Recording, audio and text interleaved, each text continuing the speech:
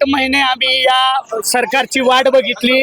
मुंबईमध्ये जो GR आमच्या हाती दिला गेला ते फक्त एक गाजर होता असं आम्हाला वाटतंय। सरकार काल शिष्टमंडळ घेऊन पाटलांच्या भेटीला आलं तरी सुद्धा काही तोडगा निघाला नाही। आज आमचं दैवत सकाळी 10 वाजल्यापासून उन्हामध्ये बास टाकून या ठिकाणी तळपत आहे आणि आम्ही हे मराठे घरात कश काय बसणार। मी या माध्यमातून या सरकारला सांगू इच्छितो, आमचा अंत बघू नका। आमचं दैवत आज त्यांनी स्वतःचा जीव पणाला लावलेला आहे आणि जर जरांगे पाटलांना जर काही झालं रे, तुम्हाला बळती पुई या ठिकाणी साफ केल्याशिवाय आम्ही राहणार नाही।